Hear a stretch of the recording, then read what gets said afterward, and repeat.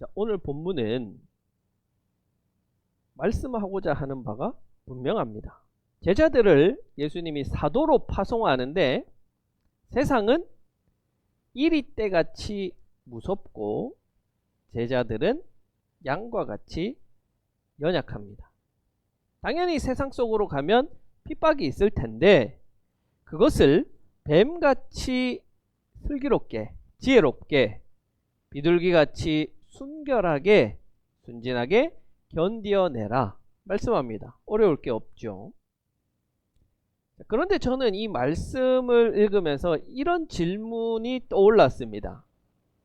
그냥 예수님이 말씀하실 때 너희는 지혜롭게 행동하고 순결해라 이렇게 하면 될 텐데 굳이 왜 지혜로운 동물로 뱀을 말씀하셨을까? 순진해라. 우리는 흔히 잘 양이라는 동물을 예수님 비유로 쓰셨는데 왜 비둘기를 말씀하셨을까?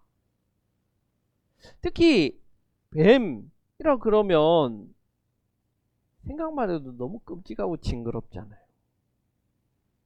우리 사모님은요 TV에만 나와도 막 기겁을 합니다.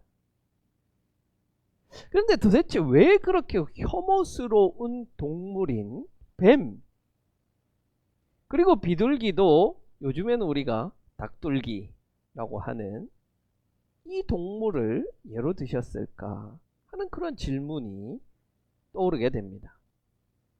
자, 우리는 뱀이라고 그러면 단지 징그럽다 또 혹은 무섭다 정도로만 생각하지만 예수님이 말씀하셨을 때 유대인들이 이것을 들었을 때는 그것과는 차원이 다른 거부감이 있었습니다. 유대인들의 관념에서 뱀은 자기의 조상을 타락시킨 사탄입니다. 악한 것입니다. 그래서 하나님께 저주받아서 배로 기어다니고 사람들이 없는 광야의 모래 속에서나 살아가는 그런 저주받은 존재입니다. 심지어 예수님께서는 외식하면서 가난한 자의 것을 뺏어간다고 하는 바리새인과 사두개인을 뭐라고 부르셨어요? 독사의 자식들아 그랬거든요. 독사의 자식들아. 유대인들은 아무리 생각을 해도 예수님의 말씀을 좋게 받아들이려고 해도 뱀처럼 지혜롭다? 뱀처럼 똑똑하다는 이 표현이 굉장히 거부감이 들었을 거예요. 자, 한편으로 비둘기처럼 순진하다. 이것은 우리의 관념으로는 받아들이기가 쉽지 않은 표현입니다. 우리가 수십 년 전만 해도 비둘기는 무슨 상징이라고 그랬어요? 평화의 상징이라고 그래서 올림픽 때 되면은 막 비둘기를 날려보내고 그렇게 했지만 지금 비둘기는 유해조수입니다. 2009년에 유해조수로 지정을 해서 비둘기에게 먹이를 줘도 과태료가 나옵니다. 우리는 이 말씀이 비둘기가 순결하다. 이거 자연스러워요. 왜냐하면 어려서부터 교회 다니면서 말씀 들으면서 그렇게 세뇌를 받았거든요. 비둘기는 순결, 비둘기는 성령, 비둘기는 하얗다. 이런 관념이 우리에겐 자리 잡고 있어서 이게 그렇게 거부감은 없지만 길거리에 지나가는 사람에게 당신은 비둘기 같습니다 라고 한다면 좋아할 사람이 있을까요? 유해조수, 닭둘기, 병균을 옮기는데 그래서 사실은 유대인들은 뱀같이 슬기롭다 하면 거부감이 들고 현대인 우리에게는 비둘기 같다라고 하면은 그것도 거부감이 드는 거예요. 특히 이 대조적인 비유 뱀처럼 그리고 비둘기처럼 이렇게 말하면 우리가 뱀과 같은 사람도 돼야 되고 비둘기 같은 사람도 되어야 하는 그런 의미로 들리는데 이 두 가지를 동시에 가져간다? 동시에 서로 다른 의미, 서로 다른 상징의 존재가 된다는 이 거부감이 있다는 거예요. 그래서 이거를 해결을 해야 됩니다. 어떻게 해결해야 될까? 이렇게 한번 생각해 봅시다. 예수님은 16절에서 우리를 양으로, 세상을 무엇으로 비유했죠? 일이 때. 일이 한 마리가 아니고 일이 때입니다. 일이 때. 뱀 같은 지혜를 발휘해서 한번 생각해 봅시다. 여러분, 내가 양이야. 세네 앞입니다. 여러분은 양이에요? 네, 이제 이렇게 대답하셔야 돼요. 양이에요. 근데 어느 날 자고 일어났더니 일이 때 한복판에 내가 있는 거예요.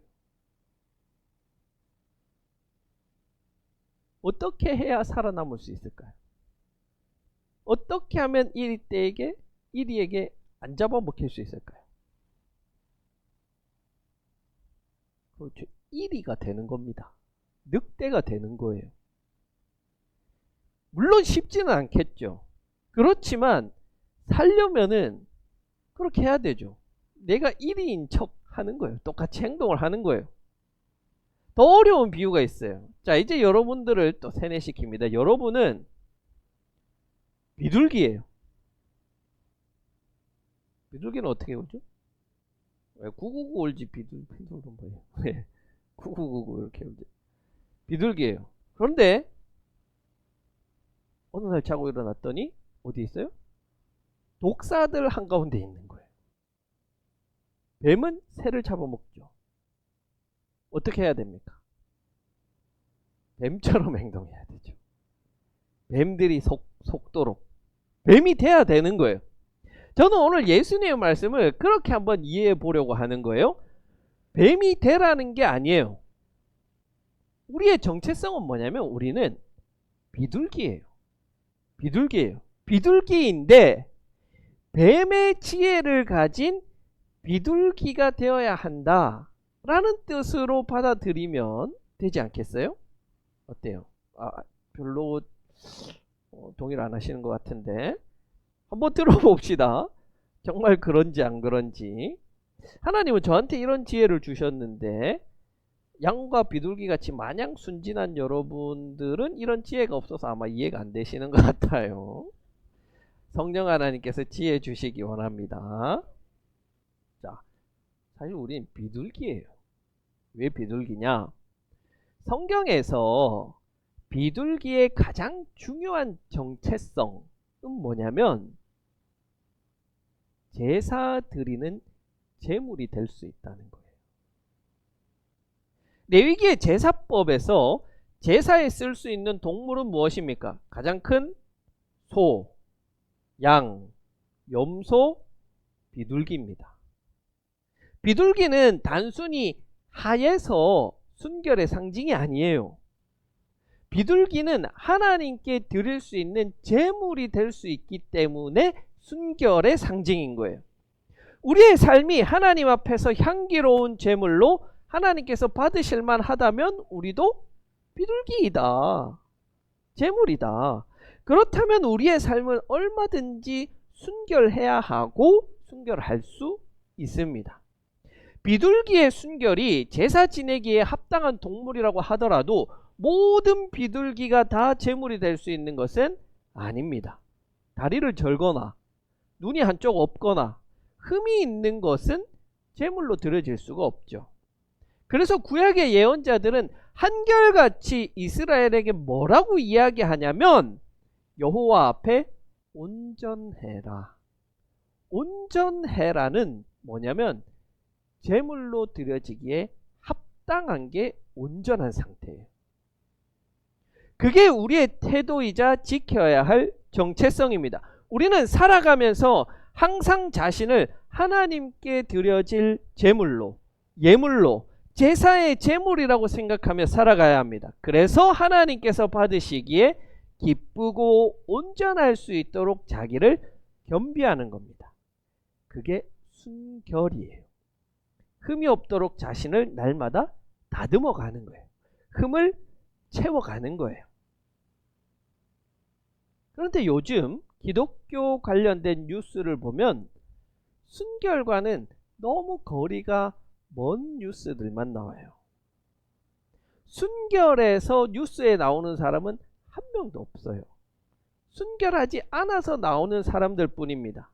김장환, 이영훈 목사는 로비하다가 수사받고 있어요. 명성교회는 당당히 세습하고 배째라 시전 중입니다. 특검에서 조사 중인 인물이 있죠. 국가조찬기도회의 회장이 이봉관 장로입니다. 서희건설 회장이에요. 서희건설이 뭐 했습니까? 김건희에게 시계 선물했죠. 돈을 횡령했다. 무리하게 건축하다 교회가 부도났다. 온갖 이런 뉴스들을 보면 순결과는 거리가 먼 이야기들입니다. 비둘기로서 독사처럼 뱀처럼 지혜롭게 행동해야 되는데 비둘기의 순결은 없고 독사의 교활함만 남은 거예요. 독사의 지식만 있는 거예요. 이처럼 순결이 없는 지혜는 지혜가 아닙니다. 그건 교활함입니다.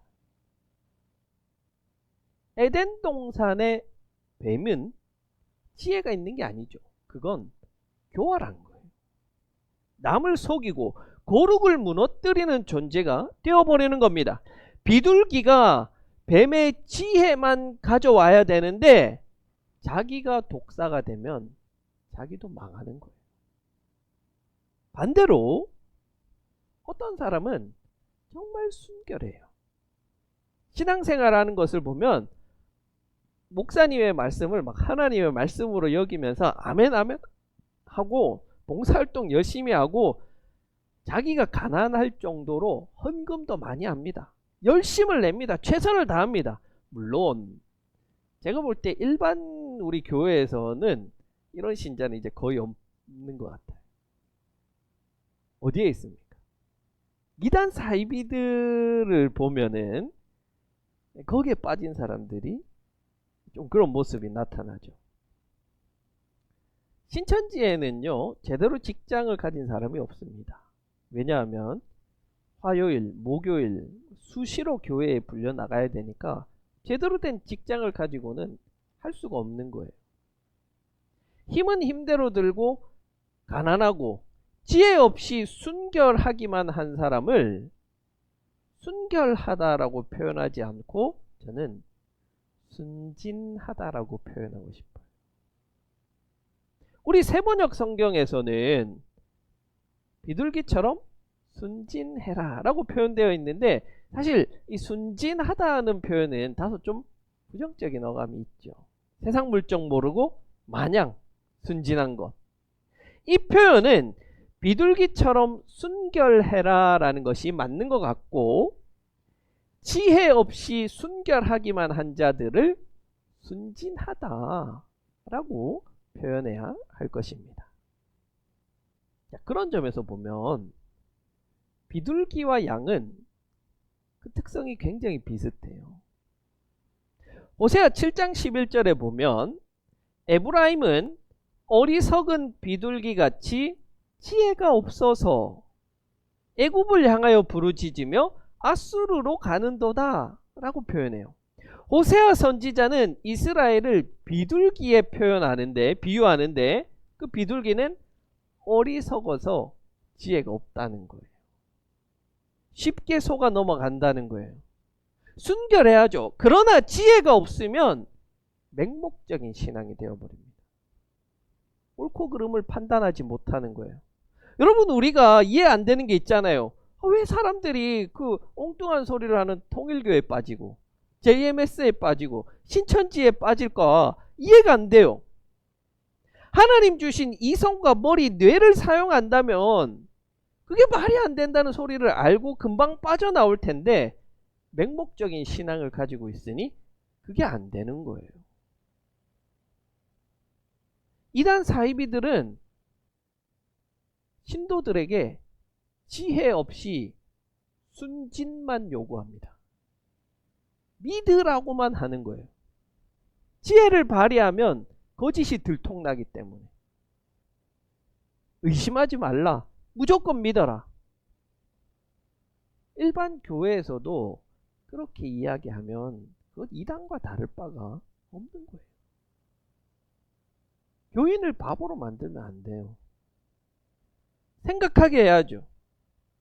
베레아인들, 그 고상한 베레아인들이 말씀을 듣고 날마다 그런가 하여 말씀을 상고한 것처럼 고상한 우리 북삼초대교회 교인들은 지혜로 말씀을 받아들여야 하는 겁니다. 그래서 이거예요. 여러분은 비둘기입니다. 맞죠? 이제 이해가 되죠? 하나님께서 받으시는 제물로 흠이 없이 순결한 비둘기입니다. 이게 우리의 정체성이에요. 거기에 뱀 같은 지혜를 가진 비둘기여야 한다. 그런 비둘기는 독사의 무리에 섞여도 잡아먹히지 않아요. 살아납니다. 생존합니다. 그런 그리스도인들은 어떤 문제와 상황 가운데 파묻혀도 잡아먹히지 않아요. 승리합니다. 자, 그러면 이제 내가 비둘기인 건 알겠어요. 순결하게 살아가면 핍박이 오는 것도 압니다. 그러면 내가 뱀같이 슬기롭게 지혜롭게 산다는 것은 어떻게 사는 걸 말하는 걸까요? 뱀같이 지혜롭다는 게 도대체 뭘까요? 저는 지혜롭다는 이 표현을 상식적이다 라는 말로 표현하고 싶습니다. 상식이 있는 것. 뱀의 지혜라는 게 무슨 대단히 번뜩이는 아이디어가 있고 인생 문제에 대한 철학적 대답을 가지고 있고 이게 아니라 단지 세상을 살아가는 그 상식적인 거. 상식적으로 생각하는 그게 뱀의 지혜라고 생각합니다. 한번 보십시오. 마태복음 7장 24절에는 두 사람이 나옵니다. 한 사람은 반석 위에 집을 짓는 사람, 한 사람은 모래 위에 집을 짓는 사람입니다. 성경은 반석 위에 집을 짓는 사람을 지혜로운 사람이라고 표현합니다. 여러분에게 묻습니다. 여러분, 이게 신앙이 있어야 아는 문제예요? 집을 짓는데 안반 위에, 튼튼한 안반 위에 집을 지을 것인가? 모래 위에 집을 지을 것인가? 우리 건축 전문가이신 전영성 성도님, 어디에 지어야 됩니까? 아, 그래요? 튼튼한 이 기반이 있어야 되는 거 아니에요? 기반. 모래가 다져지면 이제 그 당시 예수님 시대에는 이 다지는 기술이 없었으니까. 그렇죠. 하천 바닥에 지을 수는 없잖아요, 그렇죠? 그죠? 이렇게 저를 당황시키죠. 예. 이건 이제 신앙의 문제가 아니잖아요, 그렇죠? 튼튼한 그 토대 위에 지어야 된다. 이건 상식의 문제예요. 마태복음 25장에 보면 열처녀가 나와요. 결혼식을 해야 돼요. 근데 신랑이 마중을 나가야 되는데 늦게 옵니다. 그러면 상식적으로 등불을 준비해야 돼요, 안 해야 돼요? 이건 상식의 문제지 믿음의 문제가 아니거든요. 지혜로운 다섯 처녀는 등불을 준비했습니다. 상식의 문제라고요. 마지막으로 마태복음 24장에서 주인이 외부로 출타합니다. 돌아왔을 때 놀고 있는 종이 있고 일하고 있는 종이 있습니다. 누가 지혜로운 종입니까? 일하고 있는 종이 지혜로운 종이죠. 여러분, 이게 신앙으로 배워야 될 문제예요? 아니잖아요. 이거는 상식적으로 생각하면 주인이 올 때 일하고 있어야 칭찬받을 수 있다는 것은 누구나 알 수 있는 문제죠. 그것과 같아요. 그럼 우리는 믿음을 가진 그 순결한 비둘기와 같은 처녀, 종, 집 짓는 사람들이에요. 우리가 어떻게 뱀처럼 지혜롭게 행동해야 될까요? 이게 대단히 어려운 문제가 아니라고요. 그 믿음 가지고 상식적으로 생각하고 행동하면 그게 지혜로운 거예요. 뱀은 상식적으로 생각해서 행동하여서 핍박을 피합니다. 여러분, 뱀이 상식적으로 행동하는 게 뭔 줄 알아요? 맨날 은밀하게 숨어 다니는 거예요. 피해 다니는 거예요. 어두침침한 데 있는 거예요. 이건 뱀에게 상식이에요. 상식적으로 행동하지 않고 뱀이 나는 대놓고 다닐 거야. 막 길 한복판으로 다니고 사람 많은 도시에서 막 다니고 그럼 어떻게 돼요? 네, 두들겨 맞는 거예요. 우리 한 집사님 뭐 뱀만 보면 다 두들겨 패가지고 죽여요. 왜 스스로 핍박 당하냐는 거예요. 그게 핍박이에요? 환난이에요? 상식적으로 행동을 안 해서 그런 거예요. 예수님이 뱀처럼 지혜롭게 행동하라는 것은 왜 일부러 자기가 그런 핍박받을 행동을 하느냐는 거예요. 피해 갈 수 있는 건 피해 가라는 거예요. 어떤 사람들은 절에 가서 땅 밟기 안 돼요. 어떤 사람들은 이슬람 선교하러 간대요. 그러다가 잡혀가지고 죽지 않았습니까? 그게 대단한 신앙과 막 순결이 있는 그런 건지는 모르겠습니다만은 뭐는 없어요? 뱀처럼 슬기로운 지혜는 없는 거예요.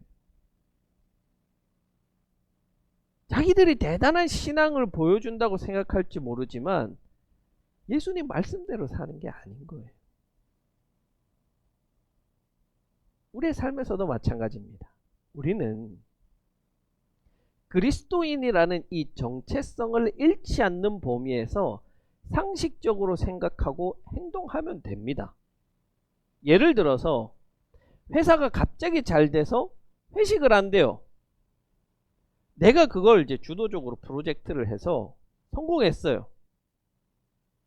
자, 우리 김 집사 한번 건배사 하세요. 어떻게 할 거예요? 저는 교회 안 다녀서 술 마시면 안 됩니다. 그럼 분위기가 어떻게 돼요?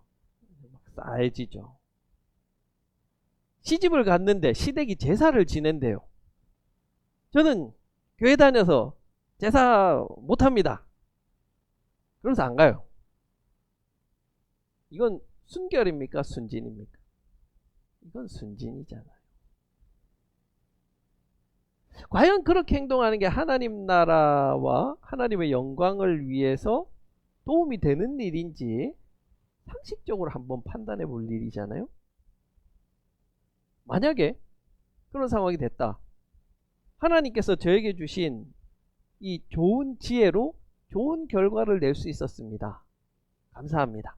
우리 같이 건배합시다. 그러면 그것대로 또 하나님께 영광 아닙니까? 시댁에서 내가 교회 다니는 걸 알면서도 와서 열심히 제사상 차리고 노력하는 것을 보면 그래도 교회 다니는 사람 다르네 생각하지 않겠습니까? 정말 지혜로워야 할 때 성령 하나님께서 주시는 그 지혜로 하나님의 영광을 드러낼 수 있기를 바랍니다. 다른 게 아니에요. 상식적으로 하면 돼요. 여러분, 우리는 악한 것을 멀리하고 대적하는 것이지 세상이 우리의 적은 아닙니다. 다시 한번 말하지만 세상은 우리의 적이 아니에요. 그래서 바울은 이렇게 말합니다. 선한 데는 지혜롭고 악한 데는 미련하라. 세상에 미련한 게 아니에요. 우리는 주의 일을 행할 때는 교활할 정도로 지혜롭게 해야 하고 악한 일에는 무지해야 한다는 거예요. 세상이 무지한 게 아닙니다. 세상을 돌아가는 이치도 여러분들이 잘 아셔야 되고 상식적으로 행동하려면 기본 상식도 있어야 되고 자연스럽게 그곳에 녹아져서 그리스도인으로 살아가려고 한다면 그곳에서 잘 융화되기도 해야 하는 겁니다. 그래야 그곳에서 우리의 행동을 통해 복음이 나타나고 전해지게 되는 것이죠. 뱀처럼 지혜로운 비둘기가 되십시오. 그 지혜로 무모한 핍박은 피하고 순결로 핍박에 굴복하지 않는 사도들이 되기를 간절히 축원합니다.